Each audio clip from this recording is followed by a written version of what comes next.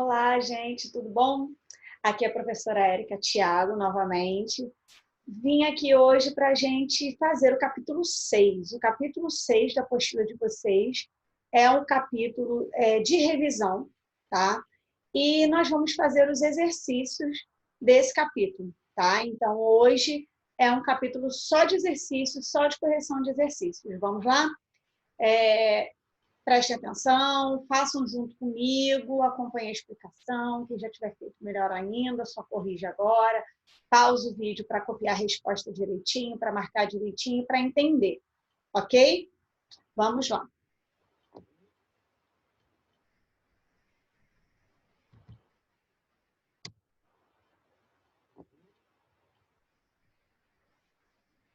Capítulo 6. Vamos começar do começo.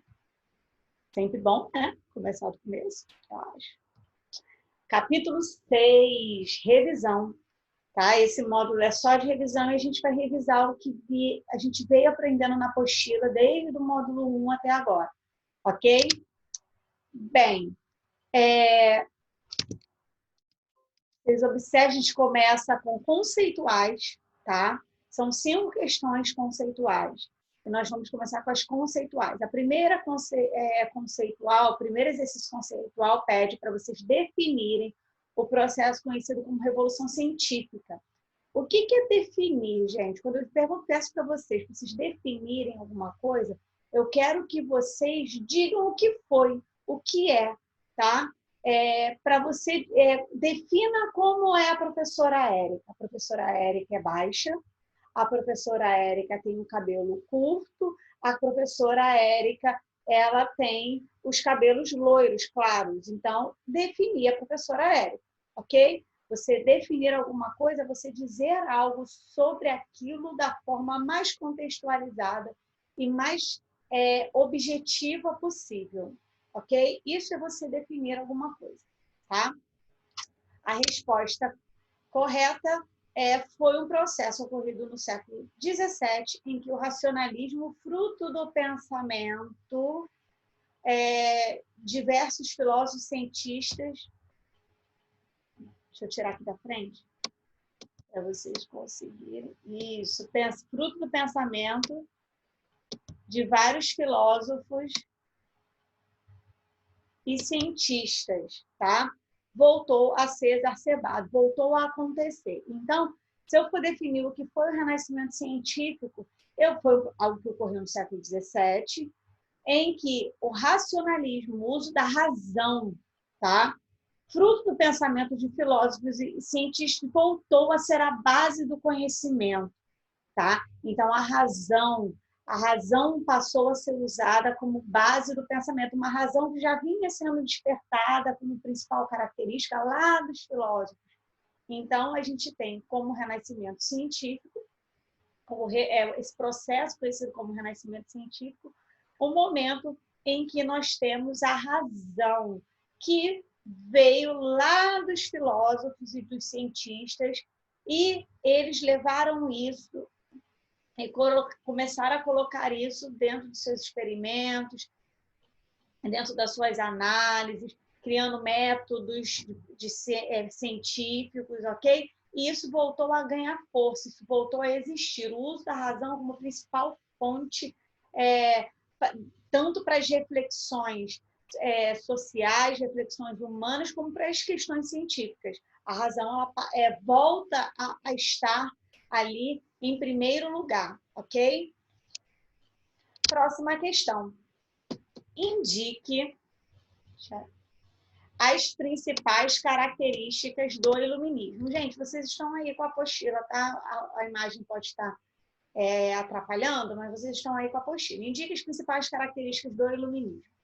O iluminismo é um movimento filosófico que vai acontecer na Europa, onde eles vão usar a razão como a base do pensamento, vão criticar o modelo político do período, tá? Lembra disso? Iluminismo. Todas aquelas pessoas que naquele período histórico começou a refletir sobre as coisas da sociedade, baseados na razão, tá? Vão ser denominados de iluministas. E esse movimento, onde esses indivíduos começam a fazer críticas, a escrever sobre, a analisar a economia, a sociedade, a política, essa galera que nesse período aqui que a gente está dizendo, século XVII, começa a fazer isso, esse movimento, que não vai ser o de uma pessoa, vão ser vários pensadores, vão ser vários filósofos diferentes. E esse conjunto desses pensamentos e dessas ideias vai ser chamado de iluminismo. Tá bom? Vamos lá, a resposta. Dá pausa aí para você escrever a sua, depois você conferir. Foi um movimento filosófico que ganhou expressividade. Desculpa estar separada aqui, mas agora não dá para editar. Expressividade na França no século XVIII, que tinha como característica a defesa da liberdade e da igualdade. Os filósofos iluministas fizeram duras críticas ao antigo regime. O antigo regime era o modelo político econômico que nós tínhamos anterior, nesse período, tá? Em que os iluministas eles vão criticar o momento que eles estão. Eles vão criticar a política absolutista, eles vão criticar a economia mercantilista. Então, eles vão criticar principalmente o antigo regime, que é como se chama esse modelo político econômico que existia na Europa nesse período. Tá bom? Próximo. Explique o que determinava os atos de navegação. Galera, essa questão aqui, você já tem que ir em outro módulo. A gente já saiu de iluminismo e a gente está em revoluções inglesas. Então, a gente vai falar aqui de Revolução Puritana. De República Puritana, para ser específico. Então, aqui a gente já saiu de iluminismo, já estamos... Essa questão já fala de outro módulo. Tá bom? Explique o que determinava os atos de navegação. Lembra lá que Oliver Cromwell criou esses atos de navegação e esse ato foi importantíssimo, tá? Para o crescimento naval da Inglaterra, o que vai favorecer e muito depois, inclusive, a Revolução Industrial, que nós estudamos alguns módulos atrás. E o que vai ser esse ato de navegação? Ele vai definir que todo o comércio com a Inglaterra deve ser feito ou por navio do país de origem ou por navios ingleses. Vamos dar um exemplo? Se eu, Érica, comprei uma mercadoria de Portugal, tá? Eu, Brasil, comprei a mercadoria de Portugal. Para me entregar essa mercadoria, a gente usa normalmente, não é a empresa que eu comprei, ela não tem navios para transportar, ela só vende. Ela contrata uma empresa para me fazer a entrega, certo? É assim que funciona. Então, esse ato definiu o seguinte: se eu, Brasil, comprei uma mercadoria de Portugal, para me entregar essa mercadoria, a empresa lá, com quem eu comprei lá em Portugal, ele só poderia me entregar com navios portugueses, ou ele teria que contratar uma empresa de entrega, né, navios brasileiros para me fazer a entrega. Senão, ele não poderia. O que isso traz como consequência? A maioria dos países que tinham relações econômicas com a Inglaterra ou tinham que usar os navios ingleses para poder continuar a sua contratar navio, ou tinha que ter os seus. Como muitos não tinham os seus, eles eram obrigados a contratar os navios ingleses, o que favoreceu e muito o crescimento naval, né, mercantil da Inglaterra. Ok? Sim? Vamos só ver a resposta oficial para você copiar. Tá? Foram editados por Oliver Cromwell e determinava que o comércio com a Inglaterra e suas colônias só podiam ser feitos por navios ingleses ou da mesma origem do produto. Isso que eu acabei de explicar para você, só está aí resolvidinho para facilitar a sua vida. Ok, gente? Sim, dá pausa no vídeo, né? Se você estiver copiando, para fazer com calma, tá bom? Vamos para a próxima, número 4. Indique 2 fatores do pioneirismo inglês na Revolução Industrial. Nós vimos que vamos ter vários, tá, fatores. Fatores que indique vejam você dizer 2 motivos. Por que a Inglaterra foi pioneira na Revolução Industrial? Tem um porquê, não tem? A gente não viu vários, inclusive, porque a gente tem uma aula sobre isso aí também. Ele está pedindo para você dizer 2. para você escolher 2 motivos aí que mais lhe agrade e que você coloque. Existem vários motivos para explicar para a gente por que a Inglaterra foi pioneira na Revolução Industrial. Ele está pedindo para você ver 2 desses motivos e colocar, ok?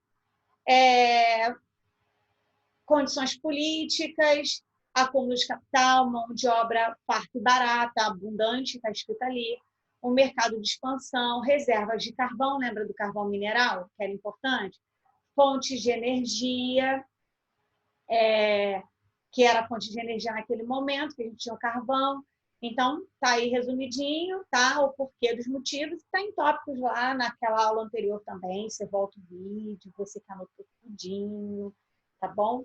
Eu escrevo pouca coisa nos meus slides, justamente para quem gosta de copiar no caderno, e vocês do 8º ano, vocês sabem que está muito parecido, inclusive os que são meus alunos, está muito parecido com os tópicos, né, que eu faço no quadro. Eu botei seguindo o mesmo modelo que eu já usava anteriormente, porque aí fica fácil de vocês se identificarem e entenderem os slides, tá? Lembra lá que eu boto bolinha, bota setinha, então, tá bem parecido, tá bom? Para quem quiser aí copiar no caderno, tá? 5. Explica o que foi o movimento ludista, tá? A minha imagem pode estar aí na frente, mas é o movimento ludista, acompanha aí na apostila, você vai ver que é isso. Você lembra o movimento ludista? Que é onde a gente falou no final da última aula, que são os movimentos de reação a essas máquinas, lembra disso? Também é conhecido como movimento de quebradores de máquinas, como eu falei, porque eles quebravam as máquinas. Eles estavam revoltados com as péssimas condições de trabalho, invadiam as fábricas e quebravam máquinas como forma de protesto. Eles se revoltavam, as máquinas, elas substituíam o trabalhador, né, de certa forma. Então, eles viam essa máquina como uma ameaça, tá bom? Dá pause, copia, tá? Depois você segue aí comigo. Agora vamos para os contextualizados, que no caso desse módulo são todas objetivas, ok? Todos são objetivos. Vamos lá. Conhecido como século das luzes ou iluminismo, o século XVIII foi marcado por um movimento do pensamento europeu, ocorrido mais especificamente na segunda metade do século XVIII, que abrange o pensamento filosófico, que gerou grande revolução nas áreas, principalmente na literatura, nas ciências, nos costumes, nas teorias políticas e na doutrina jurídica. O iluminismo também se distinguiu pela centralidade da ciência e da racionalidade crítica do questionamento filosófico. Aí, vamos lá. Letra A, e aí você vai ter que falar o que aqui tem relação com o iluminismo. Ele te dá um texto falando sobre o iluminismo e você tem que dizer aqui qual das alternativas tem relação, complementa o que está sendo dito no texto aí que a gente acabou de ler, tá? Bem, letra A. O liberalismo econômico deu ênfase à economia mercantilista. Gente, sabe por que eu já sei que essa está errada? Porque o liberalismo é contra o mercantilismo. Vamos lá, o mercantilismo é aquele modelo econômico, tá? Onde você tem as atividades econômicas sendo controladas pelo Estado. O liberalismo prega justamente que isso está errado, que a economia tem que ser livre, que a gente tem que ter a menor participação possível do Estado no controle dessa economia. Livre, liberal, livre, liberalismo, tá bom? Então, essa já está errada logo no começo, a gente descarta ela. A escola fisiocrática sustentou a ideia de que existem leis naturais que regem a sociedade, mas que poderiam ser alteradas pelo bem da humanidade. E, além disso, defendeu que a indústria e o comércio seriam responsáveis pela riqueza de uma nação. Os fisiocratas falam que a riqueza provém da terra, tá? Lembra disso? Os fisiocratas defendiam que a riqueza provinha da terra, então não é da indústria e do comércio. Então, essa também, erradíssima. C.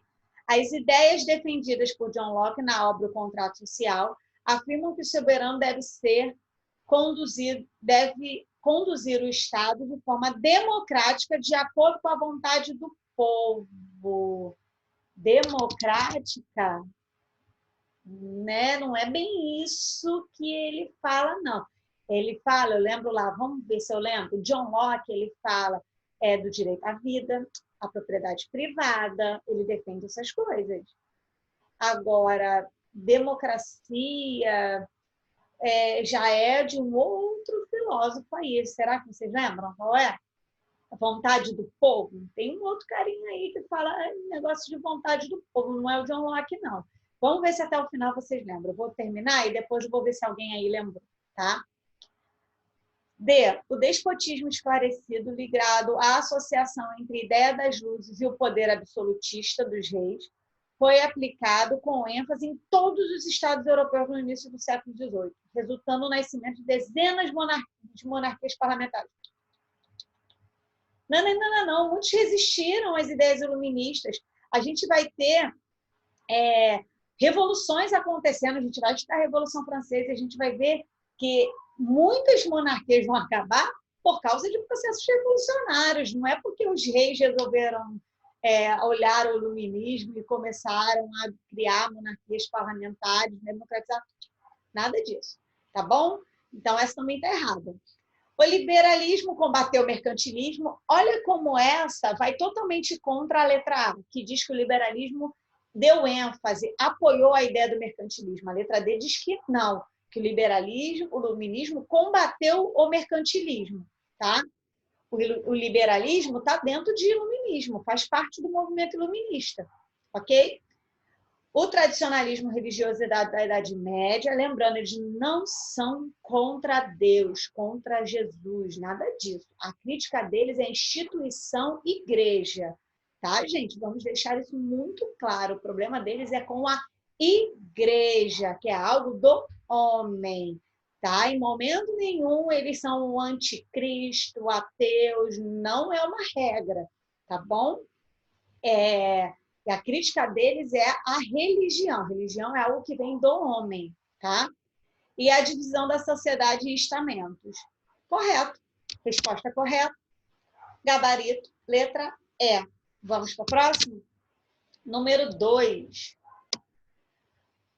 No livro Investigação sobre a Natureza e a Causa da Riqueza das Nações, publicados em 1776, Adam Smith argumentou que um agente econômico que procura o lucro movido pelo próprio interesse acaba favorecendo toda a sociedade. Pode-se interpretar esse ponto de vista como um fundamento. Gente, esse aqui, a gente já sabe que o Adam Smith é iluminista.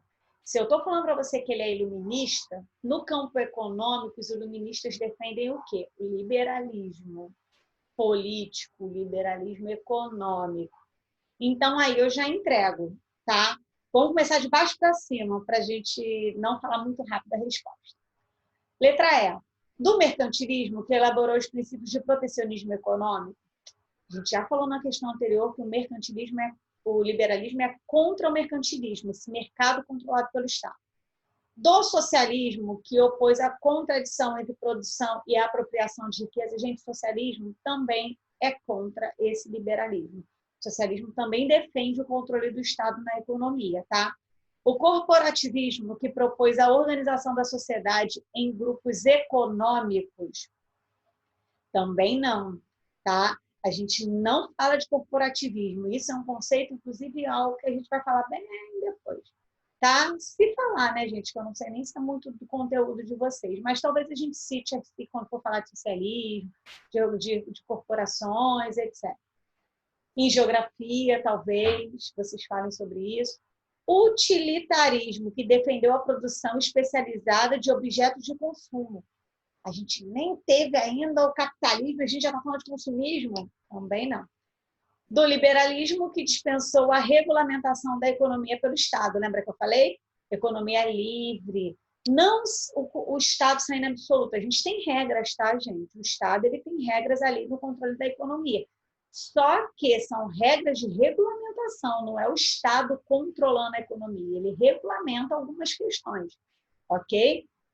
Mas ele não é um agente determinante, tá bom? Resposta oficial, letra A. Tá? Número 3. Sair do caminho. Tendo como base a hoje, calma aí, desculpa. Tempo mexi na câmera, me perdi. Tendo como base de análise os aspectos que definiram a primeira Revolução Industrial, considere as afirmativas a seguir. Iniciou-se nas últimas décadas do século XVIII, estendeu-se até meados do século XIX. A invenção da máquina a vapor e o uso do carvão como fonte de energia primária marcaram o início das mudanças do processo produtivo. Essa é a 1, tá, gente? É a número 1. Na hora de digitar, eu digitei errado. Essa aqui é 1, tá? Iniciou aqui, teria, no caso é 1, 2, 3 e 4, ok? Tá bom? Meu Deus, já veio a resposta? Não, não quero a resposta, não quero. Voltando. Não cola. Vamos lá. O Reino Unido, essa primeira está certa, tá? Olha lá, energia primária marcando o início do processo produtivo, máquina a vapor, uso do carvão como fonte de energia, a gente falou disso tudo. Começou no século XVIII, a partir de 1760, sim, tá tudo batendo direitinho. Número 2, o Reino Unido foi o primeiro país a apresentar condições básicas para o início da industrialização, devido à intensa acumulação de capital decorrer do capitalismo comercial. Sim, falamos isso também lá na aula de Revolução Industrial. Então, Reino Unido, a gente fala muito Inglaterra, né, que foi o principal Reino Unido, foi sim ali que ocorreu o início da Revolução Industrial, porque eles tinham, ó, capital, tá? Os mais destacados segmentos fabris desta fase foram a têxtil, o metalúrgico e a mineração. Também falei disso. Lembra lá? Falei disso também. A gente falou da indústria têxtil, dei super destaque para ela, porque é a principal, né? Mineração e metalurgia, correto, tá? As transformações produtivas, número 4, desta fase atingiram rapidamente outros países, como Alemanha, França e Estados Unidos, ainda no século XVIII, recrutando operários com salários atrativos e promovendo, assim, um intenso êxodo rural. Então, gente, esses países só vão participar na segunda Revolução Industrial, ó. Nesse momento, não. Então, só a 1, a 2 e a 3 que está correta. A número 4 está errada. Então, a resposta correta, letra A. Ok? Próximo, número 4, dos contextualizados. Após a decapitação do rei, o parlamento sofreu nova depuração. Um conselho de Estado com 4 membros passou a exercer o poder executivo, mas o controle do Estado estava na mão de Cromwell. A gente está falando de República Cromwell, então nós voltamos lá para a Revolução Puritana, para revoluções inglesas nesse momento. Oferece-lhe a coroa, mas ele recusou. Na prática, já era soberano e podia até fazer seu sucessor. Após a morte de seu líder, em 1658, o destino da chamada República Cromwell foi marcada pela... Você lembra que eu falei disso lá na aula, quem foi meu aluno? Que eu já vou dar até a resposta, tá, gente? Que o Richard, o filho dele, vulgo Ricardo, para os íntimos, né? Para os brasileiros, o Richard, ele assume, tá? O Oliver Cromwell, ele consegue instaurar uma ditadura, fechar o parlamento durante a guerra com a Holanda, e ele consegue concentrar tanto poder que ele consegue, inclusive, eleger seu sucessor, o Richard. Só que a gente vê também que dura pouco, né? O Richard, ele não tem o mesmo domínio político que o pai, ele não tem as mesmas aptidões que o pai, e ele acaba sendo substituído, e nós vamos ver o retorno do Carlos II, tá? O filho do Carlos I vai assumir novamente, a gente vai ter a restauração. Então, explicando essa, né, gente, eu já até meio que dei a resposta. A única coisa que eu vou fazer é falar o porquê que é impossível os outros, para a gente falar um pouquinho dos outros. Começar pela E, tá? Reformulação da Igreja Anglicana sob o controle de Carlos II? Não, tá? Carlos II, inclusive, é católico, tá, gente? D. Invasão da Inglaterra de Orange, que implementou a lei dos testes, obrigando todos os funcionários públicos a se declararem católicos. Então, Guilherme de Orange, ele é protestante também, e o Guilherme de Orange, ele é na Revolução Gloriosa, tá? William de Orange vocês podem ouvir falar também dessa forma, tá? Ele é na Revolução Gloriosa, não é nesse momento, tá? Ele substitui Jaime II. C. Proibir as práticas puritanas, fazendo com que muitos membros do movimento migrassem para a América. Isso também foi antes. O Oliver Crowley e o Richard, eles são puritanos, ok? São calvinistas puritanos. B. Reformulação e fortalecimento do parlamento inglês num golpe militar conhecido como Revolução Gloriosa. A Revolução Gloriosa foi um golpe dado a Jaime II, não foi nesse momento, tá, gente? Então, resposta correta, letra A, tá bom? Próximo. Essa tá pequena, eu sou cega. Calma, deixa eu abaixar. Foi. As transformações desencadeadas pela Revolução Industrial Inglesa foram muito mais sociais que técnicas, tendo em vista que nessa fase que se aprofundou as diferenças entre ricos e pobres. Isso é um trecho, né, do historiador famoso, Eric Hobsbawm, tá? Vamos lá. Sobre os impactos sociais da industrialização nas relações do campo e da cidade na Inglaterra, considerando as afirmativas a seguir. 1. O desenvolvimento agrícola e o cercamento dos campos para a criação de ovelhas expulsaram um número crescente de trabalhadores no campo para as cidades, constituindo um exército de mão de obra barata e reservada para a indústria. Certo, a gente falou de cercamento dos campos, tá? Tá certinho, essa afirmação é correta. Número 2. A industrialização encontrou as melhores condições para florescer em Londres, a maior cidade do reino, onde a monarquia aliada à burguesia abriu mão dos impostos sobre a terra para favorecer o crescimento econômico. Então, a monarquia aliada da burguesia abriu mão dos impostos sobre a terra para favorecer o crescimento econômico. Difícil, hein? Abrir mão dos impostos sobre a terra, todo mundo vai lá, planta, não paga nada. Não, gente, isso não aconteceu, não houve essa isenção de impostos, tá? Principalmente na terra, isso não ocorreu, isso está errado, tá? A número 2, a gente dá uma eliminada nela aí. Número 3, a indústria desencadeou a exploração extensiva e intensiva de recursos naturais. Sim, né? Causando a poluição do ar e da água, quando eu falei de revolução industrial e consequências, eu falei da poluição, com consequências graves, sobretudo para a qualidade de vida da população mais pobre. Lembra que eu falei? A gente falou da poluição, a gente falou que a poluição é um fator, é uma consequência da revolução industrial. Então, essa está correta, número 3. Número 4, o aumento da população urbana provocou uma crise de moradia, com encarecimento dos aluguéis, lei da oferta e procura, lembra lá? Quanto mais gente para morar, mais casa, menos, e não tem casa para todo mundo, o preço do aluguel sobe, ok?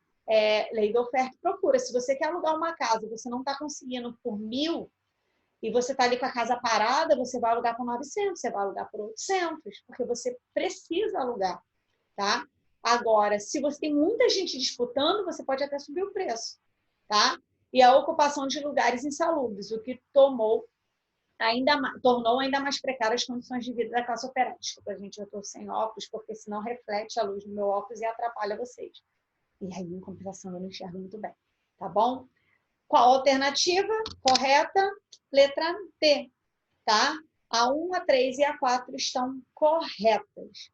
Ok, gente? Acabou. Voltei aqui. Então, gente, essa foi a correção do capítulo 6, tá? Que esse capítulo é só um capítulo de revisão, ok? Estudem direitinho, acompanhem, como eu falei. Quem quiser tirar dúvida ou quiser fazer qualquer comentário, vai lá no meu Instagram, manda uma mensagem para mim, Érica Thiago com TH, tá? Quem não me tem no Instagram, manda uma mensagem que eu falo mais devagar, sei lá, alguma coisa que vocês acham que não está do jeito que facilite o aprendizado de vocês, é só falar, tá bom? Então, beijos, até a próxima, tchauzinho.